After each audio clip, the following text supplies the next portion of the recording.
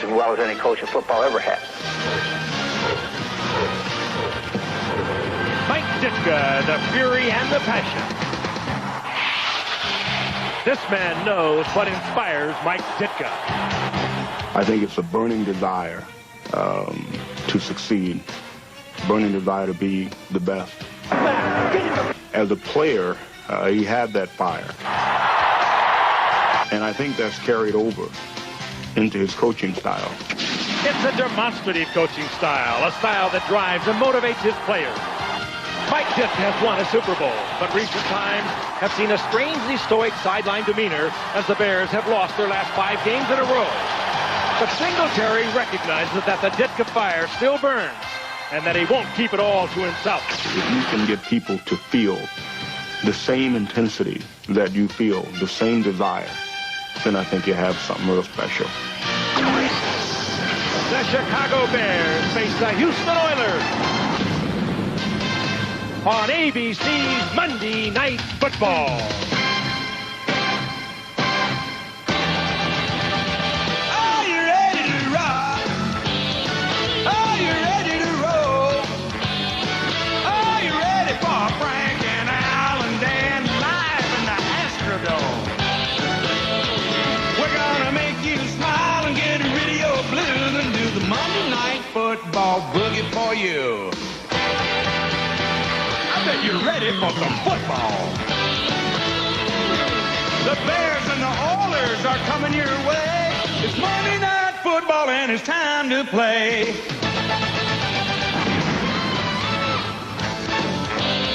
Houston, Texas, home of the Houston Oilers, and also the home of the Astrodome, one of the more noisy venues in the National Football League, and the Dome will be rocking tonight as the Houston Oilers take on the Chicago Bears on Monday Night Football. Hello again, everyone. I'm Frank Gifford, along with Al Michaels, Dan Deerdorf. Happy you're with us. Good one tonight, the Oilers and the Bears. An important game for these Houston Oilers. They are 7-5. They trail the Pittsburgh Steelers in the Central Division of the AFC. The Steelers surprisingly at 10-3, but the Oilers almost feel they must win tonight's game to stay atop the wild card picture. They'd like to play a game at home in the playoffs. First, they want to make it, but they would like to stay home. Meanwhile, we'll get in that a little later on, of course, with our guru of the playoff picture, Al Michaels. But Al, first, the Chicago Bears. They are 4-8 coming into tonight. Their season is over for one of only 2 times, I think, in the history of Mike Ditka's storied coaching career that they've been out of the playoff picture. And this 1992 season has really taken on soap opera dimensions. Frank, they are looking ahead. They're looking to the future. First, what about the future of Mike Ditka? There's been rampant speculation. Will he resign? Will he get fired? Will he simply explode and self-destruct? He made it clear to us last night in no uncertain terms he intends to be back as the head coach of the Bears next year. Then he said we have to do some weeding and seeding. That process has already started. P.T. Willis starts tonight again at quarterback in place of Jim Harbaugh. Darren Lewis starts at running back in place of Neil Anderson. They'll revamp the offensive line. We'll get into that. And on the other side of the ball, the first thing they have to do is find a replacement for the retiring Mike Singletary. The schedule says this is their 13th game of 1992. But in another way, 1993 has already begun for the Bears. And Dan, while the Bears look to the future, clearly the Oilers are playing in the here and now. Yeah, they really are, Al. The weeding and seeding is over. It's time to harvest some crops here in Houston, and that means playoffs. And this is December. And if you want to make the playoffs, you better plan on winning 10 ball games. The Oilers have already won 7, which means they've got to win 3 out of their next 4. Well, if you look at the remaining 3, they have Green Bay, they have to go to Cleveland, then they're back home to play Buffalo, and all 3 of those teams have playoff aspirations of their own. So, if you want to make the playoffs, you've got to beat the teams you're supposed to beat. And the Oilers, their fans, and everybody in Houston expect them to beat the Bears tonight. Normally, that means trouble. Anyway, at the beginning, and his flag. Peter Tom Willis out of Florida State started last week, had good stats in the game against Cleveland, but threw a very harmful interception early on, and they lost to the Browns. Lewis and Muster, the running backs. Davis and Morgan are the wideouts. For the moment, Ozine starting at left tackle, and he is part of their future as well. Bortz, Fontenot, Thayer, and Van Horn, some familiar names, but as we mentioned at the top, eventually Ditka is going to revamp the line, and Dan will get into that shortly. Fuller, Childress, Alman Jones up front. We'll also see a lot of Lee Williams. Graff spelling the injured Lathan. Smith in the middle. Robinson, a rookie out of Alabama State. Chris Dishman and the former Ram Jerry Gray at the corners. Bubba McDowell and Marcus Robertson. Cody Carlson, good backup quarterback. Led him to a win on Thanksgiving Day against Detroit. And he begins the game tonight in the run and shoot with the 4 wideouts. Jeffries, Slaughter, the free agent from Cleveland, Givens, and Curtis Duncan having a fine season. The guys up front, Donnelly starts from Maggs at left tackle.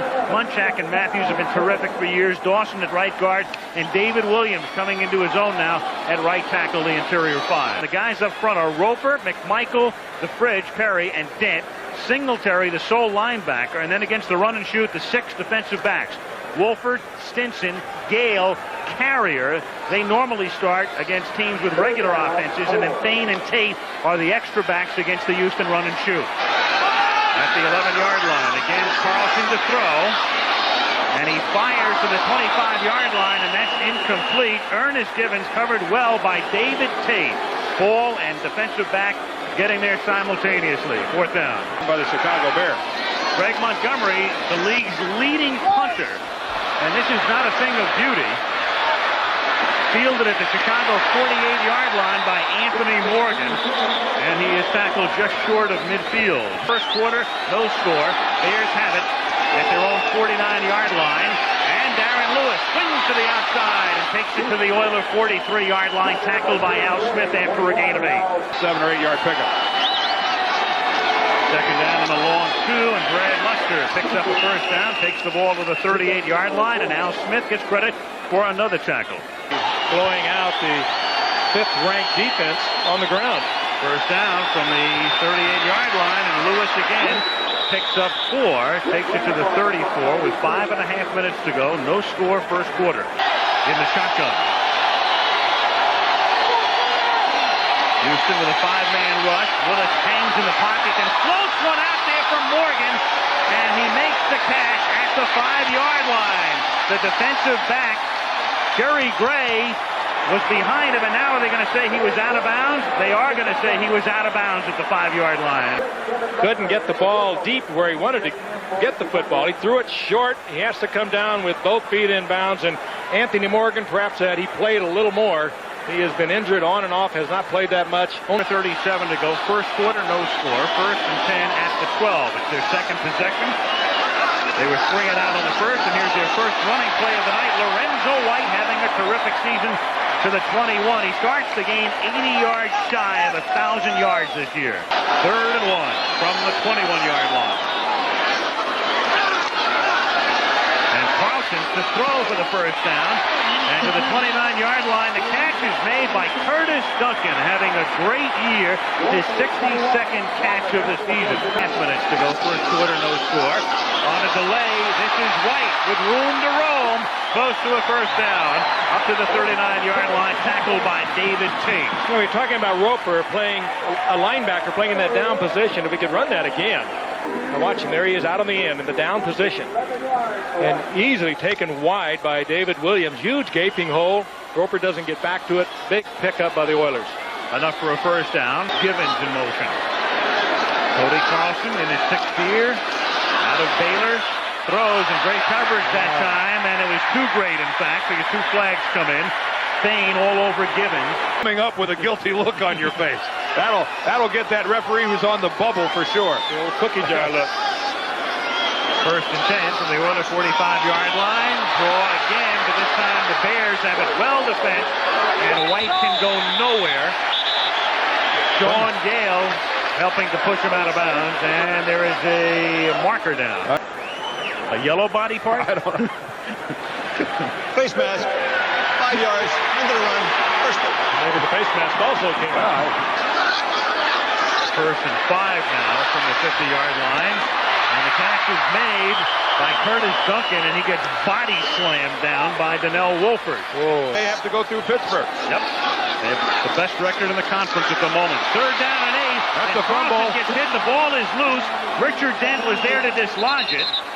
But the Oilers recovered. It's David Williams, the tackle, who maintains possession.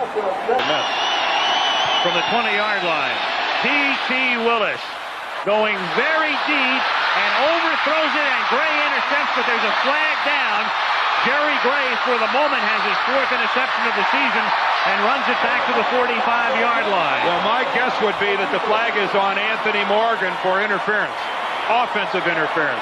We'll see. There was definitely a collision. Pass interference. Defense. Number 25. Well, this goes against First Houston. down, spot at 5. To a 38-yard penalty on the bomb thrown by Willis, and on first down he gives it to Muster, and he takes it inside the 40 for a gain of 4. And ABC's Monday Night Football is Short yardage receiver, so they're really hurting with Waddle on the bench tonight. I'll say this about Jennings. He catches the ball when it comes to him. 2nd and 6, and Neil Anderson takes the ball to the 34-yard line. And things are starting to pick up a little bit down on the field. At the 35-yard line, and Willis runs into Anderson. Runs right into him, and that's the end of that play. Keith Van Horn's going, how did it end up being my fault? And a fake, and Gordaki's going to throw the ball for Lewis, and it's knocked away at the last moment, and it's a flag down at the 48, and there's also another flag at the 33, and Gray is getting into it.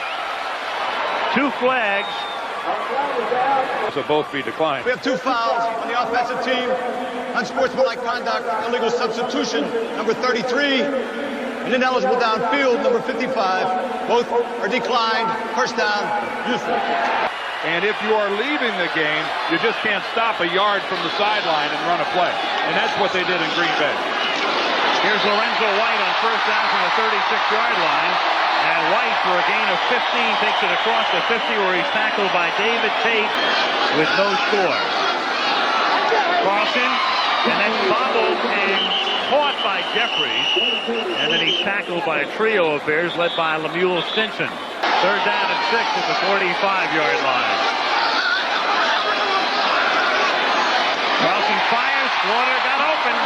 First down at the 30-yard line. Tackled by Carrier. Dan talked earlier about how Slaughter has adapted to this offense so quickly. It is Down the sideline. They're used to making a catch and taking several hits. 2nd and 10. Carlson wings it to Curtis Duncan. That's his 3rd catch of the night. He's tackled at the 20-yard line, very close to a first down. And how about that for an effort to try to get the first down? Well, if you were running it. If I was running an offense, I would like to have a tight end. You're right. 3rd and a short 1, and Carlson gets it by thrusting to the 18-yard line to convert a first down for the Oilers with 7:40 to go in the first half. And Well, they usually get banged around enough until they learn it. One run over will do it. Evans in motion on 2nd and 8 from the 16-yard line. Carlson, and that's knocked down. Slaughter looks for the flag, and he gets it. Well, these guys act guilty. They act guilty. Gibson did the same thing we saw earlier on the part of Payne. Haywood Jeffries, the intended receiver, 84, and Jeffries has 8 touchdown receptions this season. Ernest Givens has 9. Another man to watch. Another man to watch, too, is White as he takes the ball to the 2-yard line, and it's going to be 3rd down and goal. Lorenzo White, who scored the game-winning touchdown to culminate the last-minute drive against Detroit on Thanksgiving Day. They ran a draw with him inside the 10, and then Flutter in motion. Carlson throwing, knocked down at the goal line, intended for Givens, and David Tate breaks it up. A big series on the goal line by David Tate, huh? 2. First down, he makes the big hit, knocks the ball loose, and then... From the 10-yard line, 30 yards, Del Greco field goal attempt is good, and that's the first scoring of the evening. Coming with 5:25 to go in the first half. Houston on top, 3-0.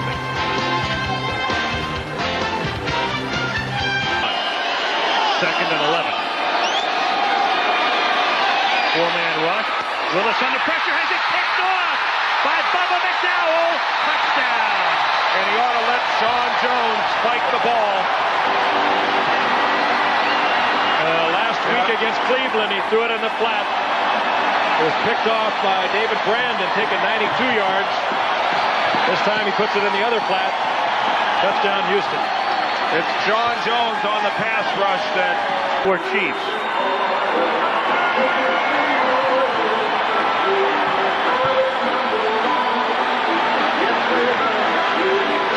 perfectly. And really nice work. McDowell concentrating on the sidelines. And another reminder, Bubba McDowell, one of the two Houston Oilers defensive players that's been stricken with the flu, William Fuller the other. And this is your reward, Bubba, for playing sick. You know, he forced a fumble last week, hitting Detroit quarterback Eric Kramer, and William 8 out of the last 10, and then they turned it around the next year, and they were 11-5 back in the playoffs. So he's been through it. He knows what he has to do. During that season in '89, you'll recall, that was the year after he had the heart attack. As the half ends, he said at one point we stink, at another point we're not going to win another game, and as it turned out, he was right. Well, right now they're on the verge of going down for the 6th time in a row. At the half, the score is 10-0 Oilers, and we'll return with halftime activities after this message from the NFL in a word from our ABC station. Played real hard. I mean, they have worked, they've been aggressive, they're physically doing the things that it takes to win, but they're just not making plays. And there's a difference between making plays and playing hard. End around. Gibbons. Ernest Gibbons begins the second half with a 45-yard end around. Bruce Matthews throwing a tremendous block to Stringham. Gale makes the tackle. That's why he makes 7 figures, too. 3rd and 6 at the 33-yard line. And Carlson drops the ball and recovers it at the 39-yard line. That was Richard Dent coming in again, as he did in the first half, to knock it loose. And 5 at the 13-yard line. Muster, big hole. Brad Muster barrels his way out to the 33-yard line. From the 33-yard line, here's Lewis, and he exploits that hole for a 6-yard gain out to the 39-yard line. Down and 4. And here's Muster through the middle, and Brad Muster bangs his way out to the 49-yard line for another first down. The rookie Eddie Robinson out of Alabama State makes the tackle. Replaced the very talented Doug Smith. And a very large Doug Smith. From the 49-yard line, Muster's nice carry is a fumble. And Chicago is on its way to self-destructing again. Ray Childress with the recovery. And did you see Ray Childress not only recover the ball, but knock P.T. Willis out of the way? 3 of them. He has 9 sacks. He's done it all for Houston now. Watch this. Muster carrying it a little loosely. Sean Jones got the hand in there to knock it free. And here comes Childress. Childress, alter line of Chicago. 9:57 to go in the third. Here's White on a misdirection play, taking it inside the 35, and that's another first down. And that's also some very fine running. Prime territory. Yep. From the 32, here's White again. Picking up 8 more. You know, it's really killed Chicago this season. We talked about the big plays that have hurt. And against the Bears, 65%. Oilers trying to cash in here after a turnover. And this is Slaughter for a first down. Forward progress to the 13-yard line. Oh, Lemieux Stinson came out of the coverage as Carlson looked over to the right side. Carlson with beautiful protection. Almost every time he's gone back. And here's White taking it to the 6-yard line. My good friend Bob Young, the offensive line coach of the Oilers, is smiling right now. Lakers down to 3. Backside pressure from Sampson. Carlson throws for a touchdown and Slaughter. Oh, yeah. What a great change by Cody Carlson. 17-0 Oilers.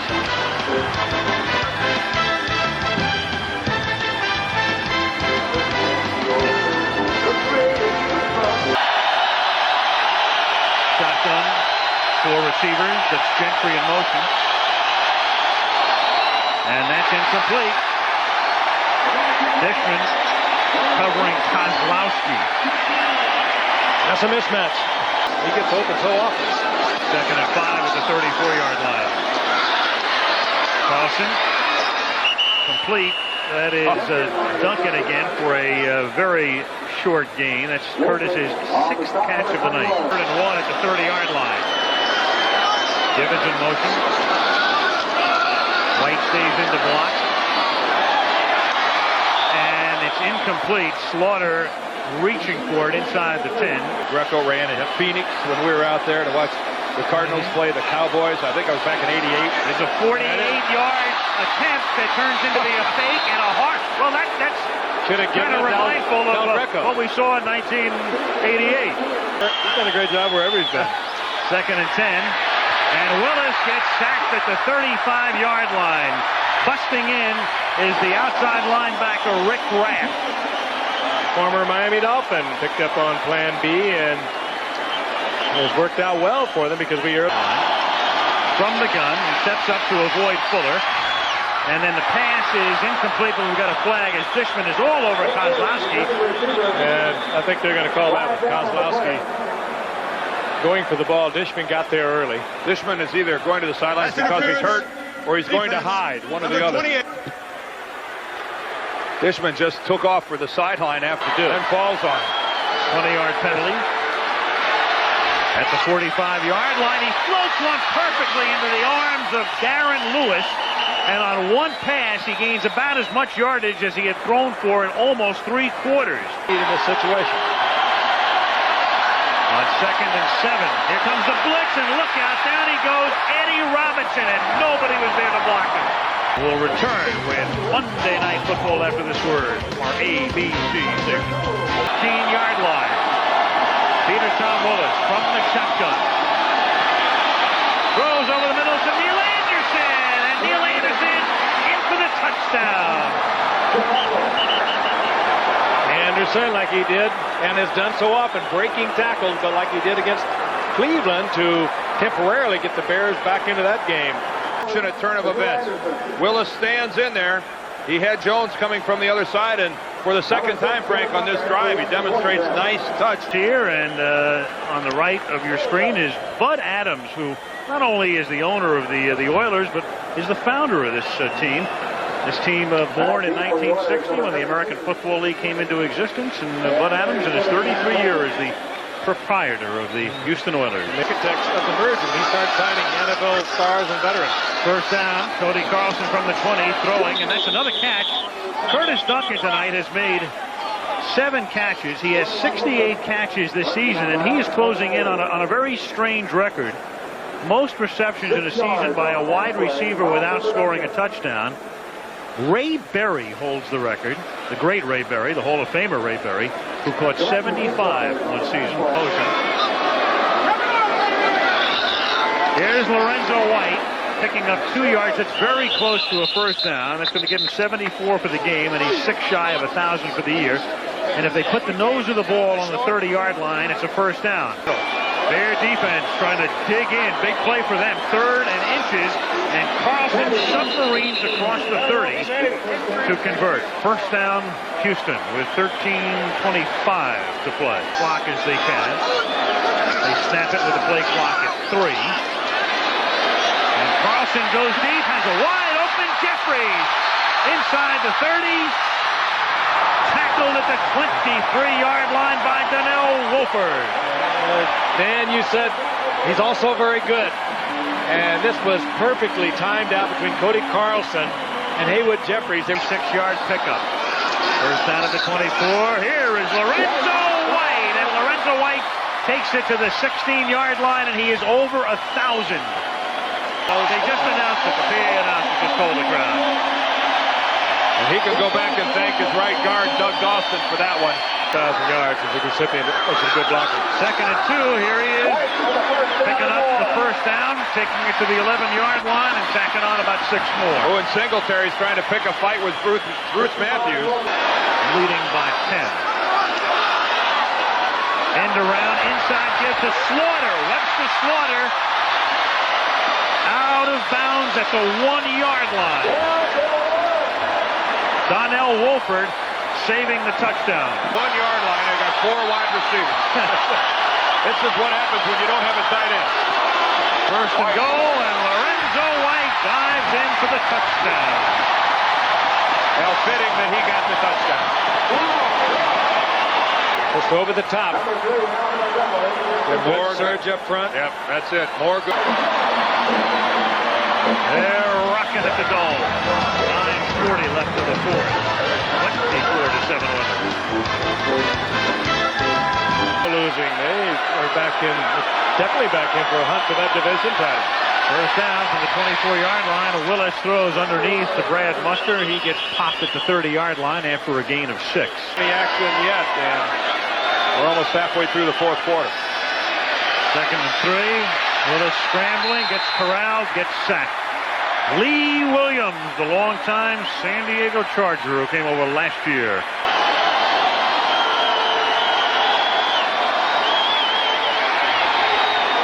Willis airs it out, and it's Morgan who gets free. And Anthony Morgan takes it all the way to the 15-yard line, where he's tackled by Marcus Robertson. And Morgan shaken up. With a little late bump, now a little left arm. Morgan stays on stride, and Willis is right in there with it. Jerry Gray, I think, thought that he was going to take a lot more out of Morgan with that little.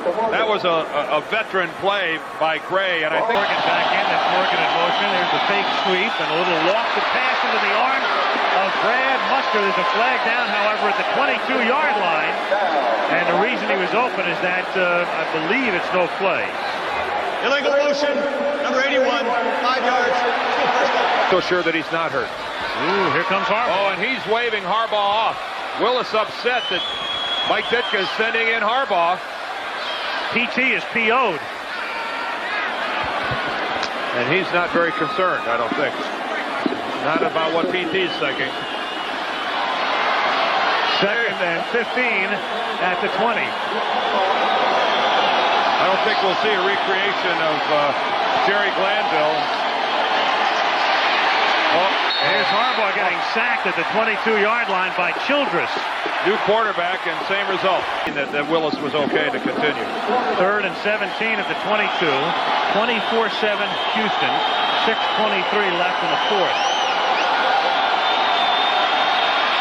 Willis stepping up. There's a flag down. Anderson is the intended receiver. There's a marker at the 27-yard line. It doesn't show the... Number 29 of the offense. Penalties declined.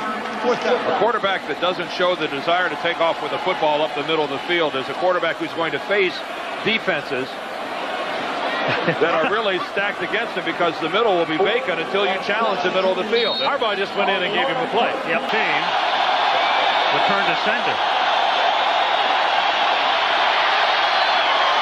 Going for the end zone and broken up on a pass intended for Wendell Davis. Steve Jackson, number 24, backs it away.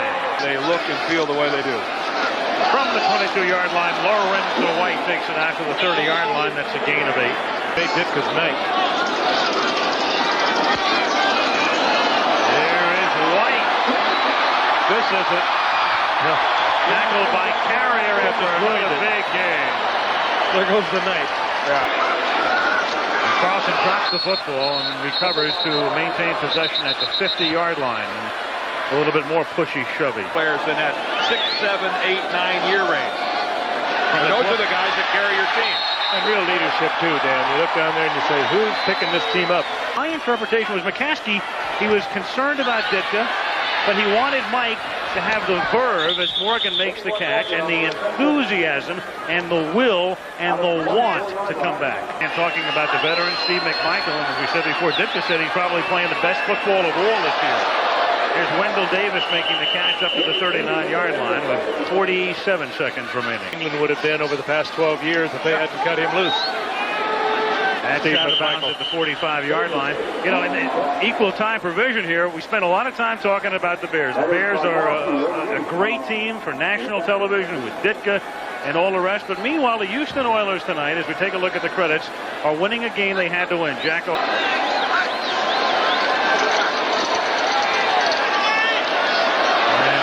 Is picked off at the 15-yard line by Chris Dixman. The Oilers have regrouped. The Oilers try to get hot down the stretch. The Oilers are very much in the wild card race. Mr. Cody Carlson just doing enough again to lead him to a win. 24-7.